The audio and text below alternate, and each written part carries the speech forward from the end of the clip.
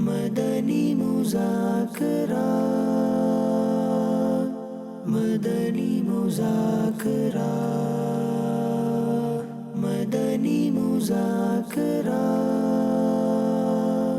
Alhamdulillahi Rabbil Alameen, wassalatu wassalamu ala khatamin nabiyyin. Amma ba'd, fa'a'udhu billahi minash shaitanir rajim. Bismillahir rahmanir rahim.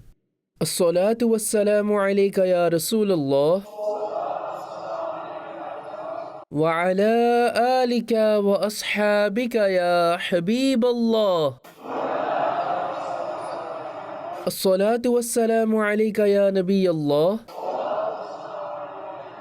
وعلى آلك وأصحابك يا نور الله. Saying of Allah's final messenger Sallallahu alayhi wa alihi wasallam, send salat upon me, Allah Almighty will shower mercy upon you. Sallu ala al-Habib, sallallahu ala Muhammad. This is your Islamic brother Khalid Taj Ali from Sultanate, Oman. Respected Shaykh, I have got one question to ask. Is deceased punished because of mourning of his family members upon his death? And I also have one more question. Could you please also explain meaning of this verse of the Holy Quran in Surah Najm, verse 38? The fact is this, that no burdened soul bears the burden of another soul. Jazakallahu khairah. The final messenger of Allah, sallallahu alayhi wa alihi wasallam, said, do you not hear that indeed Allah does neither punish due to shedding of tears, nor due to the grief of the heart? And pointing towards his blessed tongue, he ﷺ said, yes, he will punish due to this, or will shower mercy. And indeed, a deceased is punished for the mourning of his household over him. One of the commentaries of this hadith is also that upon the shedding of tears, crying, and the grief of the heart, there is no ceasing. In fact, one will get reward over these, meaning that if this occurs due to mercy, then one will get reward over it. However, if such words or statements were uttered by a person that were not correct according to the pristine Sharia, they were wrong, full of sins, then he who uttered it will be deserving of punishment. For example, mourning upon a deceased, i.e. crying loudly and creating a big scene. Or let's say praising the deceased in a manner that is not true about him, exaggerating in praising him.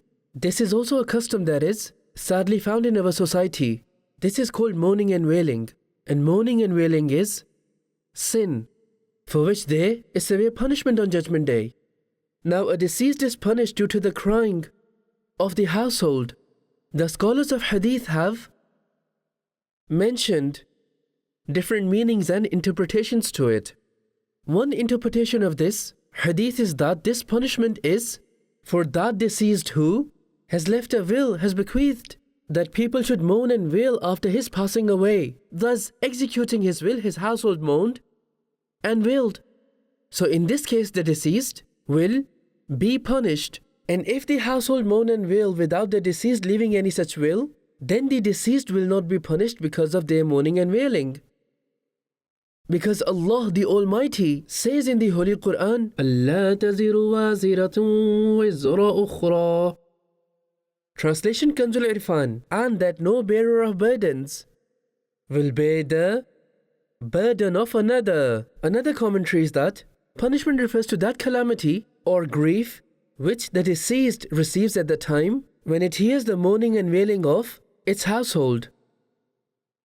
If you take the example that when people start screaming and yelling, they create a big scene and cause a havoc, then this would distress and bother even a living person. They are harmed and troubled by it. So if one does the same and moans and wails in front of a deceased person, one would cry profusely, create a scene, make loud noises, or one starts beating himself, then in this case, the deceased will be harmed and troubled by this. However, we cannot call this to be a punishment, as in this is not a punishment that is given to him because of the sins that he has committed. Sallu ala al-Habib, sallallahu ala Muhammad. My question in the court of the Amir of Ahl Sunnah is, sometimes we are going somewhere, like on our way back from work or going somewhere else, and we come across a masjid. Now we perform wudu in this masjid with the intention that going ahead, whenever time for salah comes, we will offer salah in congregation in another masjid. Please guide us. How is it to do this? Is it permissible for us to perform wudu in one masjid and offer salah in another? The water present in a masjid is obviously to perform wudu. And people perform wudu to offer nawafil as well. Also to recite the Quran. And some people perform wudu despite being in the state of wudu at the first place. Wudu ala al-wudu, wudu upon wudu. Now, the thing is that water is provided through electricity nowadays. And it doesn't fall into endowed water category, where people used to endow water for salah offering people.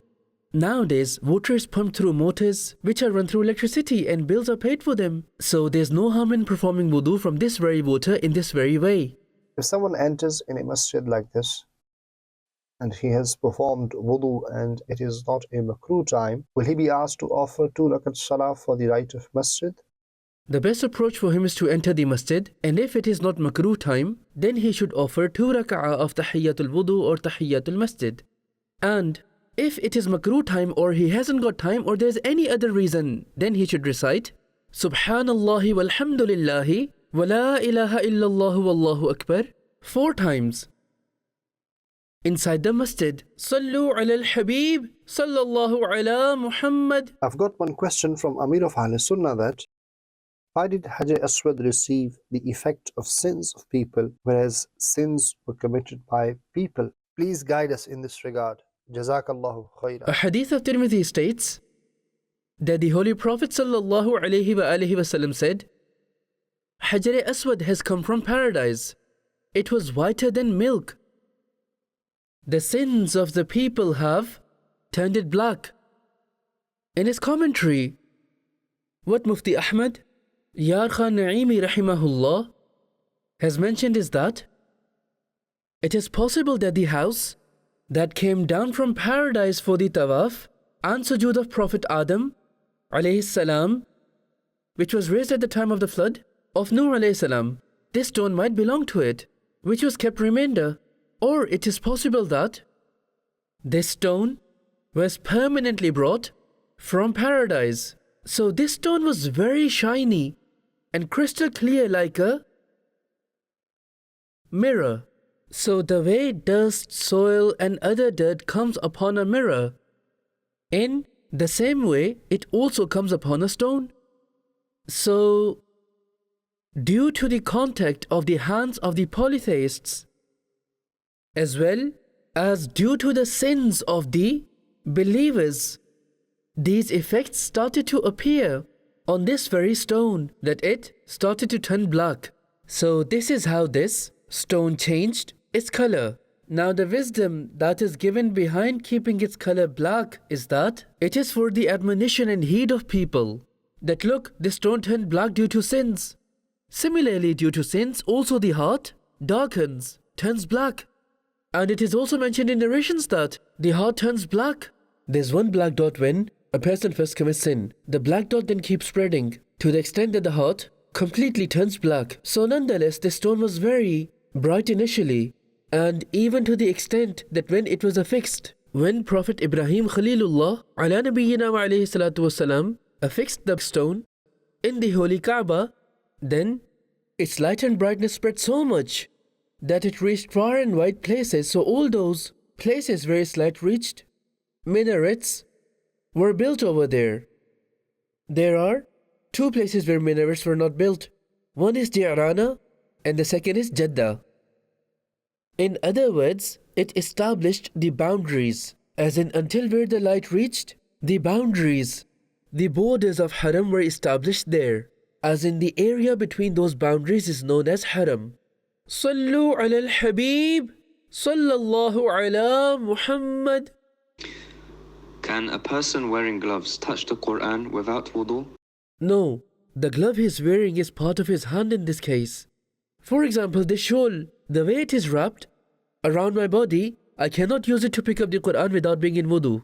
However, if I take it off from my body and now I use it to pick up the Quran without being in wudu, then it is permissible.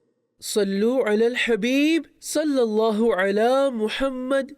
We've received a text message and question is asked from Amir of Ahl Sunnah. While sitting in exams, if we forget answer, can we take help from our friends and ask the answer or not? This is exactly what we refer to as cheating. That's not allowed. What is the point of examination then if you take help to answer the questions? Sallu ala al-Habib, sallallahu ala Muhammad. Did Ghafi Pak alayhi rahma belong to Hanafi school of thought? The saintly Paul, the leader of awliya, Sayyidina Ghaus al-Azam rahimahullah, was Hanbali, but issued fatwas in all four fiqh. He was an elite scholar. Sallu ala al-Habib, sallallahu ala Muhammad. If someone has hurt our feelings, can we hurt their feelings in return? We can forgive the other person. That's more beneficial. Now, another thing to consider over here is that how exactly did the other person hurt our feelings? Did he actually hurt our feelings? Or have we just developed the perception that our feelings have been hurt? Some people say upon everything that you've hurt my feelings, whereas the other person is not even at mistake. So in this case, how will the other person forgive him when he's not even at fault? One thing is being harmed, and the other is to consider yourself to be harmed for no reason. So at times, a person harms the other person. If this harming is unjust, then of course it is a case of hurting the feelings of the other person. And as for the second situation, where one person means to say something or he says it just for the sake of it, and another person minds it and for no reason feels harmed, in this case, the first person who initially spoke is not sinful, and neither does he need to seek forgiveness here. One should have a big heart. Some people are very sensitive for no reason. They mind every smallest of the thing, and then they themselves keep burning in this fire of their own and eventually suffer loss. Leave the worries of the world and let's go to Medina. Mustafa shines the destiny of his ardent servants. Sallu ala al-Habib sallallahu ala Muhammad. My question in the court of the Amir of Ahl Sunnah is, what is sadl? Furthermore, please mention any precaution in relation to offering salah with a shawl wrapped around us in the winter. You see, if you place the shawl on you that is hanging from both sides, or even from only one side, as in one end is on the stomach and the other end is at the back, this very practice is called sadl. So sadl during salah is makruh tahrimi. Likewise, if you place it on your head, having both the sides of the shawl hanging down, this is also sadl and makruh tahrimi in salah. And if you leave one side of the shawl behind your back whilst the other one is still hanging down, now it's not sadl anymore. You see the way I've wrapped her on my shawl, having it overlapping, this is not sadl. Both the edges overlap each other. Normally in winter, you would see people having a muffler, a scarf around them. Both the edges would be hanging, which would become sadl. People put a shawl on their heads to save themselves from cold in winter. With both sides hanging down, this is also sadl. You have to avoid this. Otherwise, the salah will be makruh tahrimi, impermissible and sin. You'll have to reoffer it. If you have done so by mistake, then reoffer the salah. Sallu ala al-Habib, sallallahu ala Muhammad. My question is, Jumu'ah has two sermons. How are we supposed to perform the dua which is asked between them? Are we meant to ask it verbally or in the heart? Please provide an answer for this. The better approach for the person is to make dua in his heart. Even if someone does so verbally, there will not be any sin upon him. It is time of acceptance though. Sallu ala al-Habib sallallahu ala Muhammad. My question in the court of the Amir of Ahl Sunnah is, you just mentioned that the dua asked between the two sermons of Jumu'ah should be made in the heart. Verbal utterance should be avoided. So please guide us in this regard. Should we raise our hands in this dua as well or not?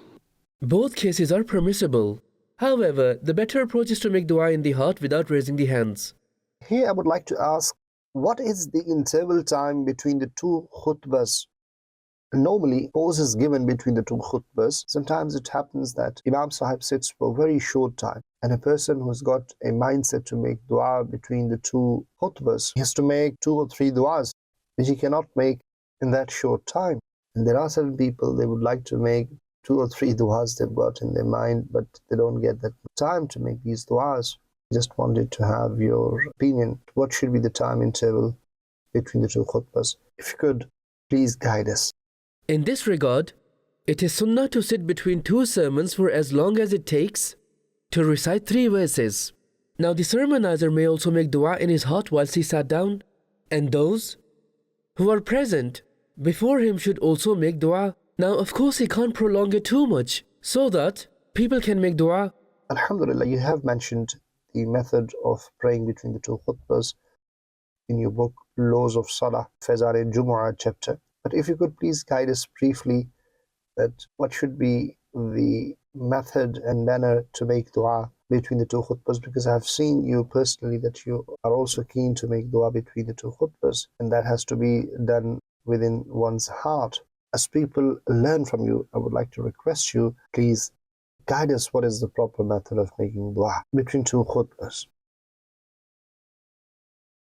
I make a few duas in quick succession.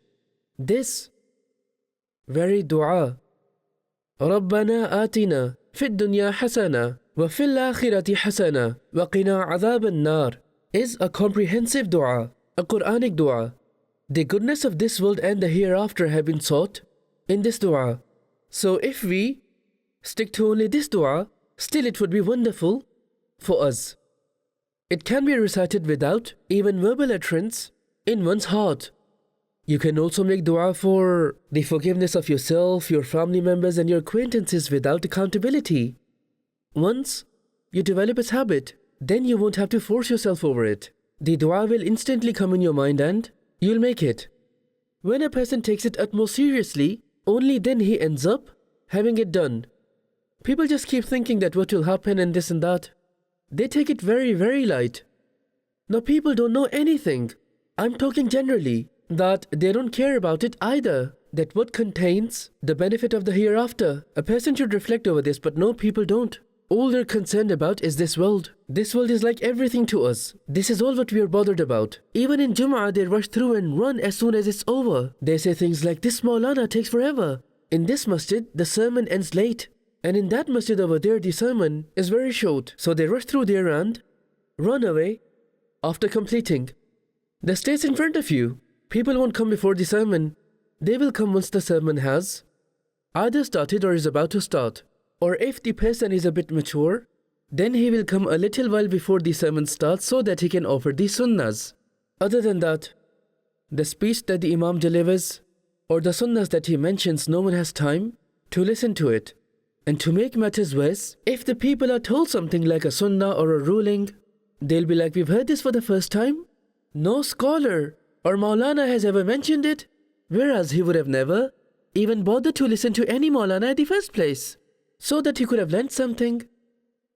So if we listen to scholars, only then we will understand it. We'll get to learn and comprehend things. How would we learn if we don't even listen to scholars? Alhamdulillah, many dars of Da'wat-e-Islami take place in several masajid all around, of Fazan-e-Sunnat and other books of Maktabatul Madina. Then we have weekly Sunnah inspiring gatherings that take place at thousands of places in all around the world. When you don't come and attend these gatherings, then if the Maulana comes to you, to your home to teach you, you still don't have any time. You'll shut the door at him, saying that, sorry, we are busy. We do go out for a Madani visit, inviting people, saying that please come with us, dars is going on in masjid. What answer do we normally get? You go, we are coming behind you. But if you look behind to see them, you won't find anyone to be there. There are fortunate people who do also go, but I'm talking generally. People don't care about this at all. If you announce a financial reward for them, as in whoever comes to the masjid early, he will get £100. He who comes in the middle will get £50. And he who comes at the end, even he won't be deprived, he'll get £10. Then have a look that how unemployed people would swarm into masajid. They'll come before the due time. And this swarm of people wouldn't be in couple of hundreds. It would perhaps be in thousands. Sallu ala al-Habib sallallahu ala Muhammad. Question in the court of the Amir of Ahl Sunnah is, can we sit in the masjid without being in the state of wudu?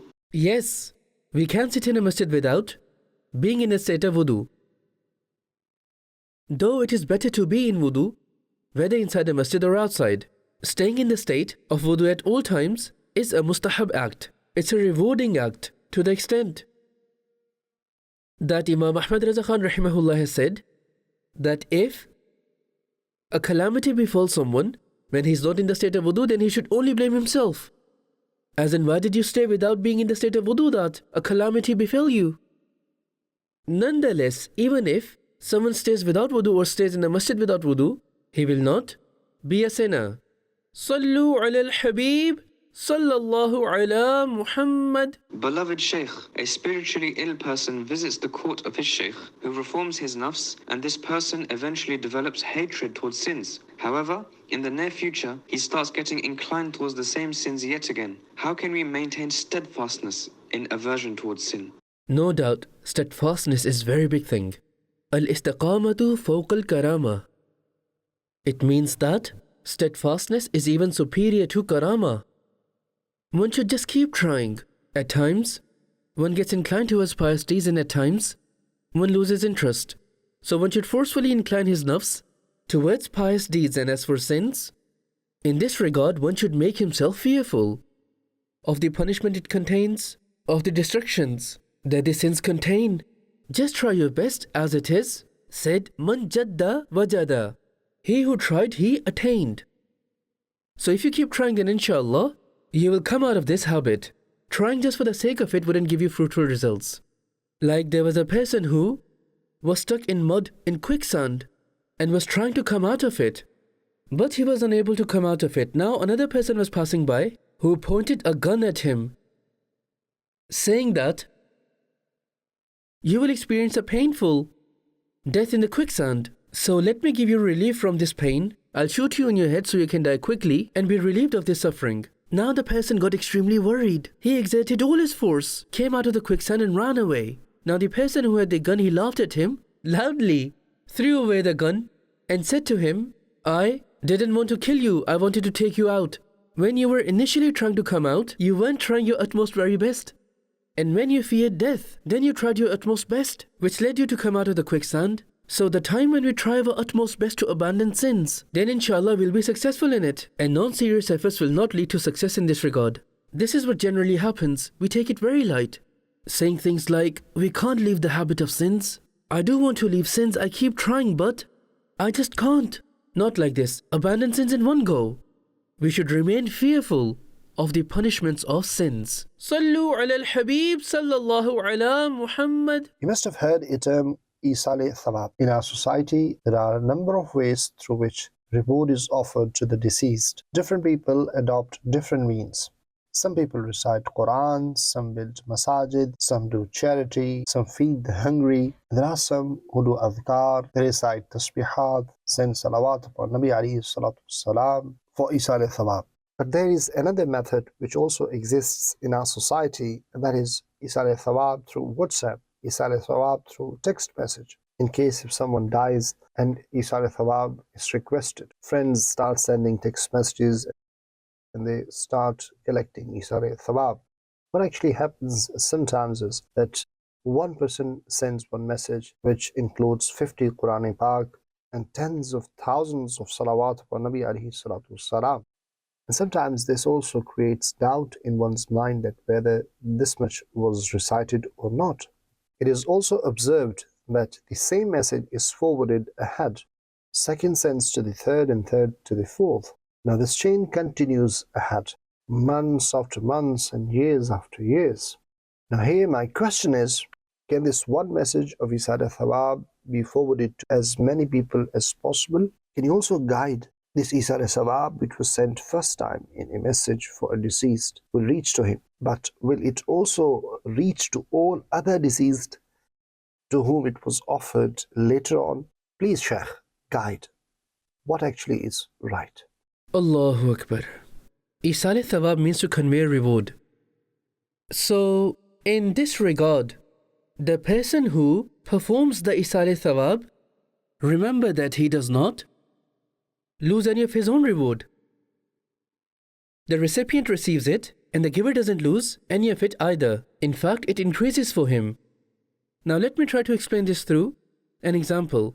Let's suppose that I completed one Quran and I convey its reward to two people. So I initially had the reward of one Quran, the reward of which I conveyed to two people. Now they both will get reward of one Quran each. Now, one Quran each of theirs become two Qurans for me, as I did Isal Thawab of two, and I already have one of my own which I recited. So I've now got reward of two extra Qurans, making it a total of 3 for me.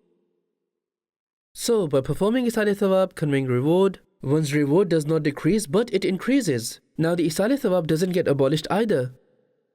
A pious deed never gets old and a sin is never forgotten. This is summary of hadith. Now, let's say an Islamic brother conveyed the reward of 100 Qurans to me, the 100 that he would have recited, the reward that he has himself. So that very reward of 100 Qurans, one Islamic brother conveys it to me. Now this very reward has been recorded in my book of deeds as well. I've got these pious deeds as well now. Now can I convey this reward to anyone else ahead? The question was something along these lines. It's generally said that convey the reward of your pious deeds to me, which I shall then convey ahead. This is very common. In fact, the phrase that people normally use is, make me the owner of reward of the pious deeds or actions that you have.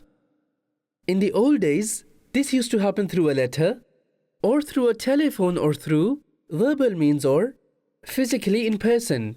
In this day and age, we have invention of things like WhatsApp and other social media platforms. So through these means, people are conveying reward to each other nowadays.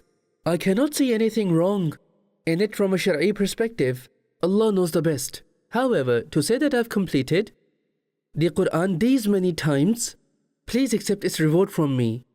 Now to say that please accept from me, there's no need of saying this phrase. It is Allah who will accept it. And it is Allah Almighty who will record it in our book of deeds. So the request should be made to Allah Almighty that, oh Allah, whatever I've recited or whatever good deeds I have, please accept it in your pure, august court, and according to your infinite mercy and never-ending grace and compassion, grant me its recompense and reward. And now we may convey this reward to other people. Now this particular phrase that we are talking about has become a custom only in this era. However, I still don't see any issue, shortcoming or problem in it from a Shari'i point of view.